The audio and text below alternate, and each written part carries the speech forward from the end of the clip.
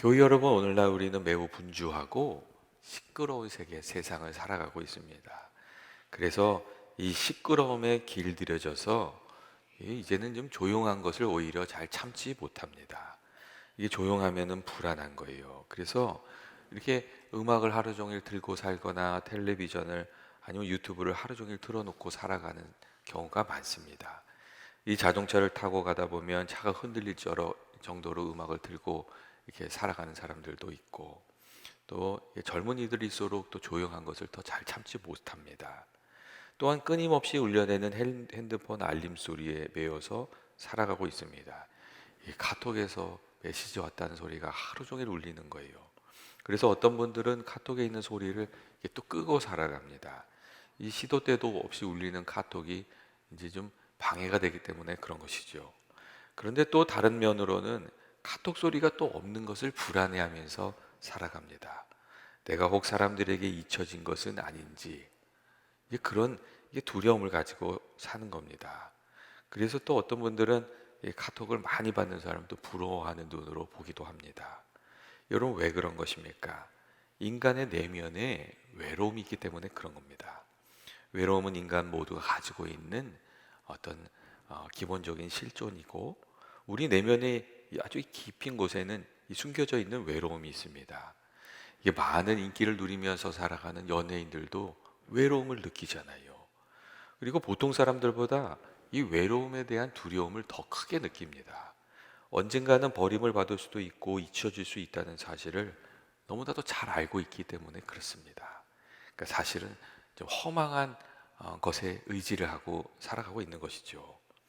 여러분, 누구에게나 외로움은 아픔이 되고, 또 이게 다른 사람들한테 소외된다는 것은 참 이게 속상한 일입니다. 그래서 사람들이 이 페이스북에다가 막 글을 올리고 인스타를 올리고, 다른 사람들을 또 인스타에 뭐 글 올리면 또 거기에 댓글 달아주고, 그렇게 또 이 사람들을 의지하면서 또 살아갑니다. 다 이 외로움을 피하고자 하는 일들입니다. 그런데 많은 기도하는 이들, 영성가들은 외로움을 넘어서 고독으로 들어가라고 그런 이야기를 합니다.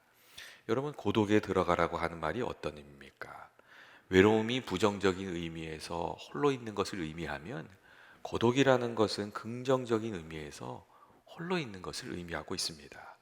고독은 홀로 있지만 조금 더 깊은 내면으로 들어간 상태를 말하고, 조용하게 있는 중에 하나님을 마주하는 것, 하나님을 마주하기 위해서 홀로 되는 것, 그런 것을 의미합니다.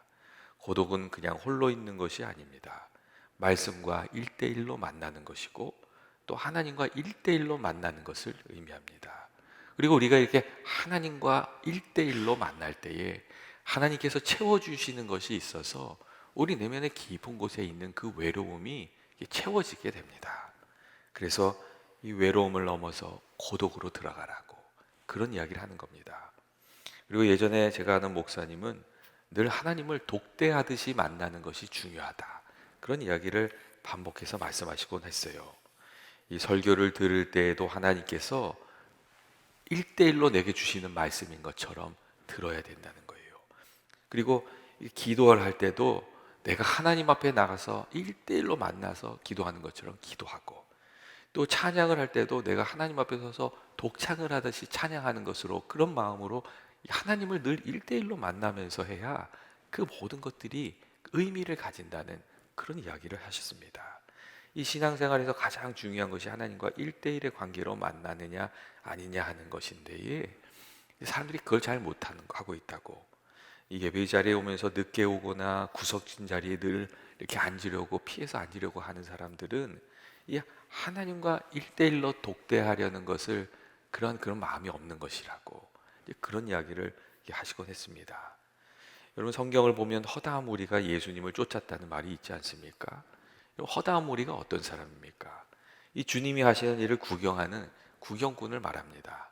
구경꾼들은 예수님의 능력을 보게 되면 감탄하고, 또 이렇게 놀라고, 그러면서 구경하는 거죠.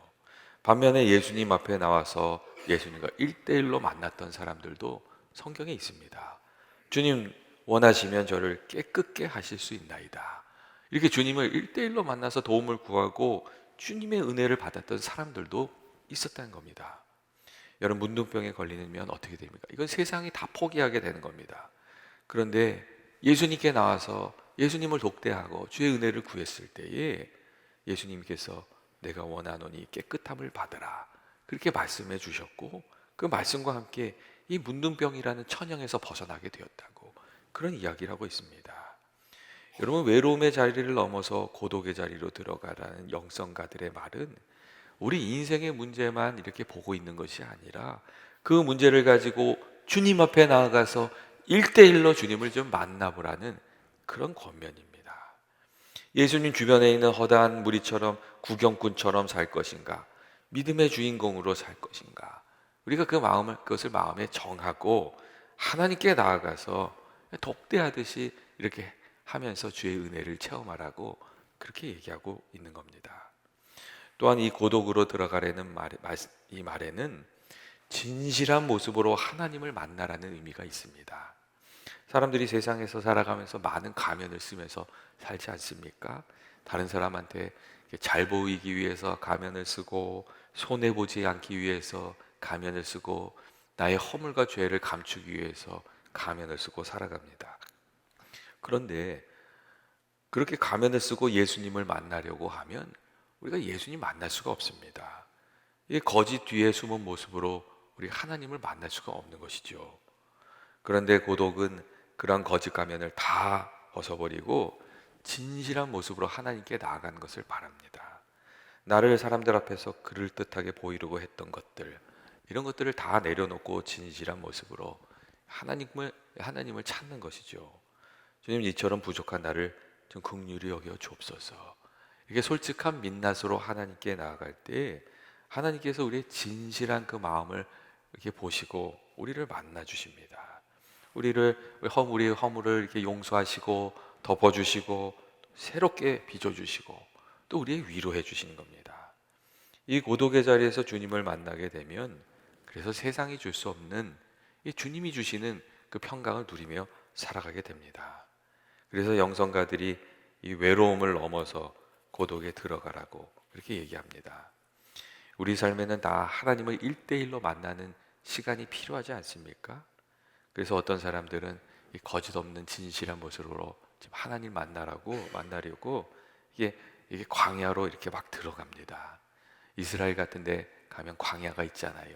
근데 그런 광야로 찾아 들어가요. 이 광야에는 흙과 메마른 붕과 바람만 가득하고 그곳에 아무것도 없어요. 근데 그곳에서 모든 것을 내려놓고 주님을 만나려고 하는 것이죠. 여러분, 우리 삶에는 고독과 침묵이 없이 알 수 없는 것들이 있습니다. 조용히 우리 삶을 살피고 또 하나님의 뜻을 살펴야만 그때 깨달아지는 그런 것들이 있습니다. 이 심리학자 칼 융은 그래서 이런 얘기를 했어요. 우리의 시력은 자기 마음속을 들여다볼 때 또렷해진다. 밖을 보는 자는 꿈을 꾸지만 내면을 보는 사람은 깨어나게 된다. 조용히 자신의 내면을 들여다보면서 삶의 문제를 생각하고 기도할 때 깊은 깨달음을 얻게 된다고. 그리고 그 깨달음을 얻은 이들이 또 다른 사람을 깨달음으로 인도할 수 있는 것이라고 그런 이야기를 했습니다. 그런데 우리가 너무 어수선함에 익숙해 있어가지고 조용히 있지를 잘 못하는 겁니다. 그리고 끊임없이 무엇인가 하지 않으면 또 불안한 마음이 드는 겁니다. 무엇이라도 열심히 하고 있으면 잘 살고 있는 것이라고 착각하는 경우도 많습니다. 그래서 이 외로움을 견디지 못하는 사람들 중에는 막 사람들을 계속 이렇게 찾아다니고 이야기를 옮기고 또 이게 그런 경우가 이게 적지 않습니다. 이게 마음에 외로움이 있어서 그래요. 이 철학자 파스칼은 그래서 이런 말을 하기도 했어요. 나는 인간의 모든 불행이 단 한 가지 사실, 즉 자기 방에 조용히 머물러 있지 못한 데서 비롯된다는 것을 깨달았다. 그런 얘기도 하고 있습니다. 여러분, 우리가 외로움을 넘어서 고독으로 들어가는 방법은 무엇입니까? 그것은 먼저 이렇게 외로움을 좀 이렇게 감내하는 겁니다. 이 홀로 있는 외로움이 주는 불안감을 조금 좀 버텨내 볼 필요가 있습니다. 우리가 이게 홀로 있는 시간을 이렇게 좀 의도적으로 가지게 되면, 그리고 그 가운데 머물러 있다 보면 우리의 마음이 어느 순간 이렇게 잔잔해지고 고요해지기 때문에 그렇습니다. 그리고 이렇게 잔잔한 마음이 되어야 우리가 하나님의 음성도 들을 수 있고 또 하나님 앞에 깊이 있는 그런 만남의 자리로 이렇게 나아갈 수가 있습니다. 이 시끄럽고 혼란한 마음으로는 사실 하나님 만나기가 어렵기 때문에 그렇습니다. 그리고 그래서 기도할 때도 좀 그런 게 필요해요. 처음에 우리가 한 5분, 10분 기도할 때는 우리 안에 있는 기도를 막 쏟아 놓잖아요. 그런데 조금 더 기다리다 보면 그때부터는 조용히 하나님과 나누는 기도가 시작되는 어떤 그런 순간들이 있습니다. 기도의 자리에서 조금 자리를 버티시다가 이 기도하는 그런 것도 좀 필요합니다. 또 우리가 고독에 들어가려면 귀를 기울여야 합니다. 이 하나님의 뜻은 무엇인가? 귀를 기울이고 하나님의 음성을 좀 들으려고 하는 것이죠. 이 하나님, 이게 간절히 답을 구하는 마음이 여러분 귀를 기울이는 마음이고 그 가운데 하나님의 말씀을 듣게 됩니다. 이게 말씀이 깨달아지는 것이죠. 물론 좀 처음에는 주의할 게 좀 분별이 필요한 때가 있어요. 왜냐하면 우리가 말씀을 읽고 생각하는 중에 기도하는 중에 떠오르는 생각들이 그게 다 하나님이 주시는 생각은 아니기 때문에 그렇습니다. 이게 떠오르는 생각 중에는 내가 내 욕망에서부터 시작된 생각들, 그런 소리들도 있고 또 사단이 우리를 유혹하기 위해서 주는 소리도 있고 또 정말 하나님이 우리에게 주시는 소리도 있기 때문에 그렇습니다. 근데 이게 너무 걱정할 것은 아닌 것이 분별이 잘 안 될 때에는 기다리면 되기 때문에 그렇습니다. 조금만 시간을 기다리고 주의 뜻을 구하면 주님 분별하게 해달라고 달라고 이렇게 기도하면 이 시간이 흐르면서 기다리는 중에 그게 다 드러나게 되기 때문에 그렇습니다. 하나님의 말씀에 귀를 기울이는 것, 주의 뜻을 생각하는 것, 그것이 중요한 것이죠. 그리고 우리가 고독 가운데 하나님을 만나고 주도권을 넘겨드리면 하나님께서 우리 가운데 일하시기 시작합니다. 성경을 보면 모세가 그런 말을 하지요. 너희는 잠잠할지어다. 그렇게 말하면서 너희는 가만히 있어 하나님이 하나님됨을 알지어다. 그렇게 말하는 것을 알 수가 있습니다. 모세가 말하는 잠잠하라, 가만히 있으라는 말은 분주하게 움직이지 말고 하나님이 말씀하시는 일을 행하고 하나님이 일하시는 것을 기다리라는 뜻입니다. 그리고 하나님을 앞세우고 살아가라는 그런 뜻입니다. 그렇게 하면 하나님이 일하시는 것을 보게 될 것이라고 그렇게 말해주고 있습니다. 나 주도적으로 사는 것이 아니라 하나님을 앞세우고 하나님을 따라가는 삶을 살라는 그런 말씀이죠. 오늘 우리가 읽은 말씀을 보면 예수님께서도 여러분 그렇게 살았던 것을 우리가 알 수 있지 않습니까?